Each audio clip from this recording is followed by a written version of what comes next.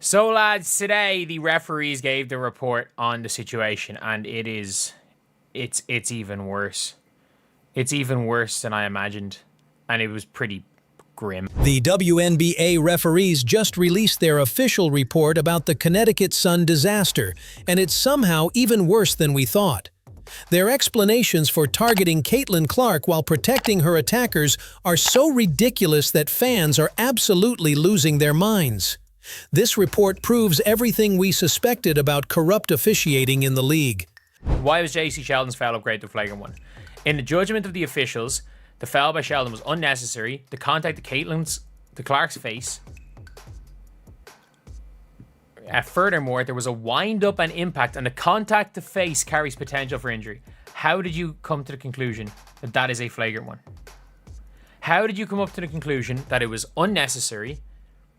There was a wind-up, and it was to the face. The three of them that is a flagrant 2. By definition, you've described a flagrant 2. When mine at 47 to 2 minutes to 21 after seeing the ref's pathetic explanations, do you think the WNBA is deliberately trying to sabotage Caitlin Clark? The official referee report from the Connecticut Sun versus Indiana Fever game just dropped, and I'm here to tell you that it's the most damning piece of evidence we've ever seen about corrupt WNBA officiating. These refs didn't just fail at their job, they exposed themselves as completely biased against Caitlin Clark while simultaneously protecting the players who assaulted her. Let me break down this absolute joke of a report, because every single explanation makes the officiating look worse than it already did. The referees essentially admitted to everything fans have been screaming about while somehow thinking their justifications made sense.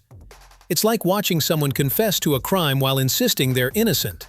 First, let's talk about their explanation for why JC Sheldon's eye-gouging attack on Clark was only called a flagrant 1 instead of the obvious flagrant 2 and ejection it should have been.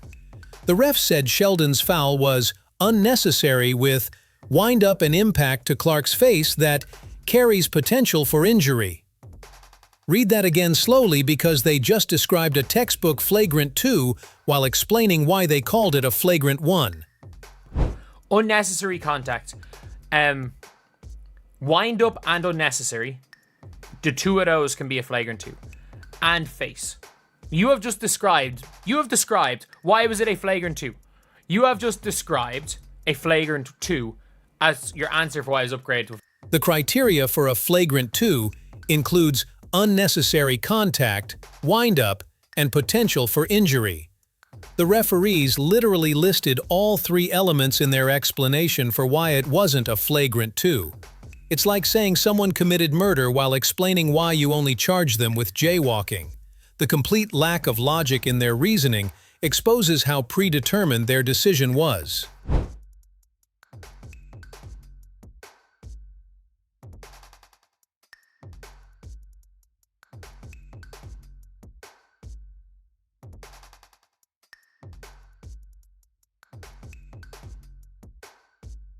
What makes this even more infuriating is that Sheldon's attack had nothing to do with basketball.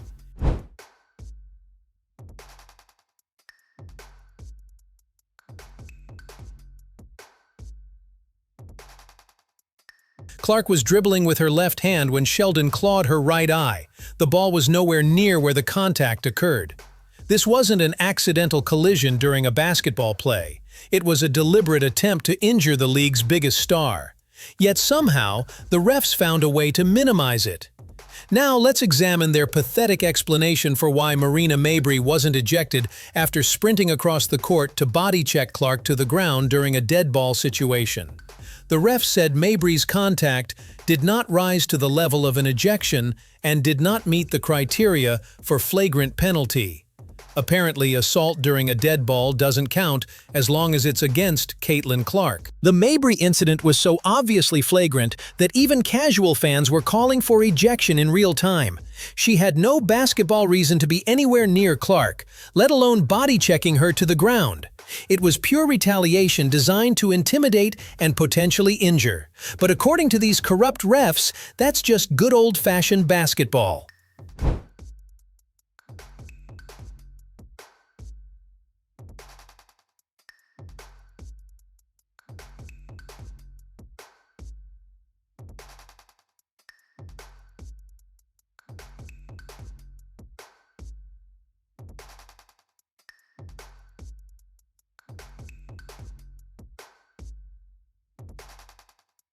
Here's where the report gets absolutely ridiculous. They somehow found a way to give Caitlin Clark a technical foul for reacting in an unsportsmanlike manner after being clawed in the eye and body checked to the ground. Let me get this straight. Getting assaulted and then holding your injured eye while trying to get away from your attackers is unsportsmanlike behavior. What exactly was she supposed to do in that situation? Can you specifically detail what you mean by get control of the game, just to be in your words? Get control of the game is call the fouls that are actually happening on the floor. Right, and consistently call the fouls that are actually happening on the floor. Okay, not just if somebody swings and misses, right, consistently call the fouls. The refs essentially penalized Clark for being the victim of assault. She got scratched in the eye, belly bumped by Sheldon, and then blindsided by Mabry while holding her injured eye. Her crime was apparently not taking this abuse silently enough for the referee's liking. It's victim blaming taken to its most absurd extreme. The Tina Charles technical foul explanation was equally bizarre. According to the refs, Charles ran towards Caitlin in an unsportsmanlike manner. So, pointing at someone and walking in their direction now qualifies as unsportsmanlike conduct worthy of a technical foul? But clawing someone's eye and body checking them to the ground is just regular basketball contact? The double standard is so obvious, it's insulting. The Sophie Cunningham flagrant 2 explanation was the only one that made any sense, which ironically highlighted how wrong all the other calls were. They said her contact was unnecessary and excessive, which it absolutely was. Sophie grabbed Sheldon around the neck in retaliation for what had been done to Clark. The difference is that Sophie's action was actually called appropriately, while the original assaults were minimized. What's particularly damning about this whole sequence is that the referees admitted they lost control of the game. They said the situation escalated because they failed to handle the earlier incidents properly. Yet instead of taking responsibility for their failures, they found ways to blame everyone except the players who actually started the problems. The Lindsay Allen ejection, for fighting, was another joke. She got caught up in the scuffle after Sophie went after Sheldon, but her involvement was minimal compared to what others had done throughout the game. Somehow she got ejected while Mabry, who committed the most egregious assault, remained in the game. The selective enforcement was laughably obvious. Coach Stephanie White's handling of this situation in the post-game press conference was absolutely perfect. When reporters tried to get Clark to comment on the officiating, White stepped in and took over the questioning.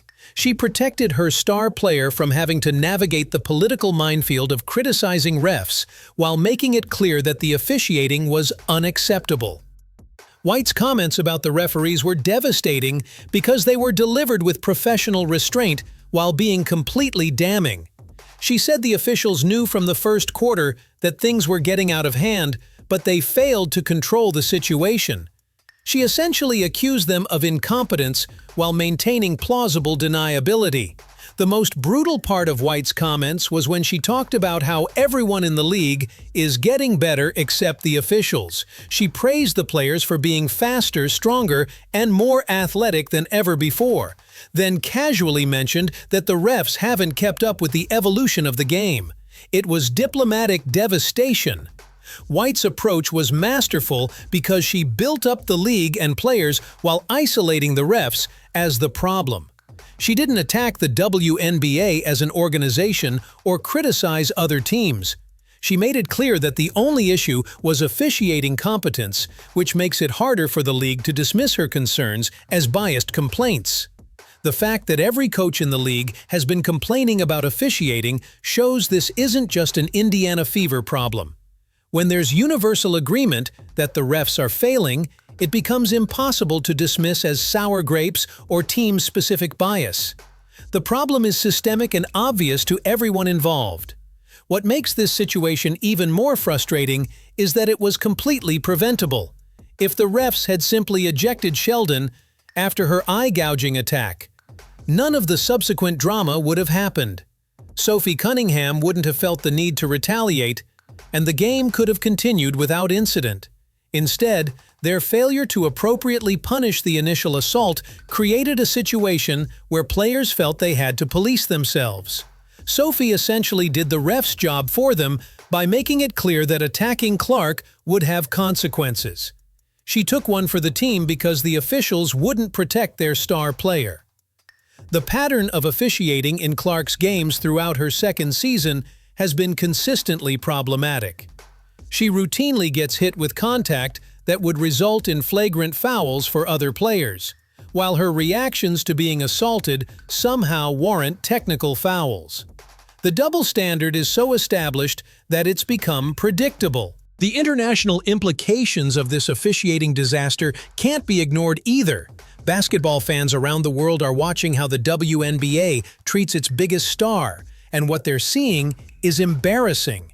When your officials are openly biased against your most marketable player, it damages the league's credibility globally. The social media reaction to this referee report has been overwhelmingly negative for the WNBA. Fans are openly mocking the explanations and calling out the obvious bias. When your officiating becomes a laughingstock, it affects the perceived legitimacy of competition results. What's particularly galling about this whole situation is how it affects Clark's ability to play her natural game. When she knows she won't get fair treatment from officials, she has to modify her approach to avoid situations where she might get hurt. That diminishes the quality of basketball for everyone watching. The precedent this sets for future games is troubling.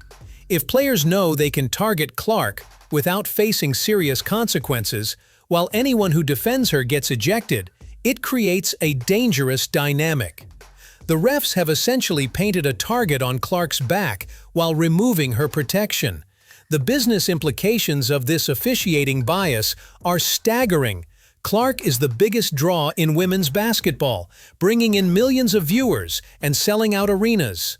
When refs create situations that could potentially injure her or affect her performance, they're risking the league's most valuable asset. The fact that this happened in a nationally televised game makes it even worse. Casual fans tuning in to watch Clark got to see her get assaulted while the refs penalized her for being a victim. That's not exactly the kind of product that builds long-term audience loyalty. The referee crew from this game should face serious consequences for their handling of this situation. Their official report essentially admits to multiple failures while trying to justify obviously biased decisions. When officials expose themselves this badly, there should be accountability. The timing of this disaster couldn't be worse for the WNBA either. The league is in the middle of trying to negotiate new media rights deals and establish itself as a legitimate professional sports organization. When potential partners see this kind of officiating dysfunction, it raises serious questions about the league's competence. Looking at comparable situations in other professional sports, it's hard to find anything this blatantly biased. Even leagues with officiating problems don't typically see their refs openly admit to failing, while simultaneously blaming the victims of their failures. This level of incompetence is almost unprecedented. The fact that Clark has to deal with this garbage during her second season is particularly frustrating. She should be focused on developing her game and helping her team compete for championships. Instead, she's dealing with referees. The contrast between how this situation was handled versus similar incidents involving other players is stark. When lesser-known players get into altercations, the refs usually sort things out quickly and fairly. But when anything involves Clark, the situation seems to escalate and get handled poorly. The international basketball community is taking notice of this situation too. When foreign leagues and players see how the WNBA treats its biggest star, it affects their perception of American women's basketball as a whole. This kind of bias doesn't stay contained within one organization. What's most maddening about this referee report is how it confirms everything fans have been saying about biased officiating. The refs essentially admitted to treating Clark differently while somehow thinking their explanations justified their actions. It's like confessing to a crime while insisting you're innocent. The long-term damage this does to the WNBA's credibility is immeasurable. When your own officials expose themselves as biased through their official explanations, it undermines the legitimacy of every game they officiate. Fans start questioning whether competition results are legitimate or predetermined. The fact that we're even having this conversation shows how far the WNBA still has to go in terms of professional officiating standards. Successful sports leagues don't have refs who openly admit to bias while trying to justify it. They maintain at least the appearance of fairness and competence. This referee report will probably be remembered as one of the most damaging documents in WNBA history. It provides written proof of what fans have been alleging about biased officiating while somehow making the situation worse through laughably bad explanations.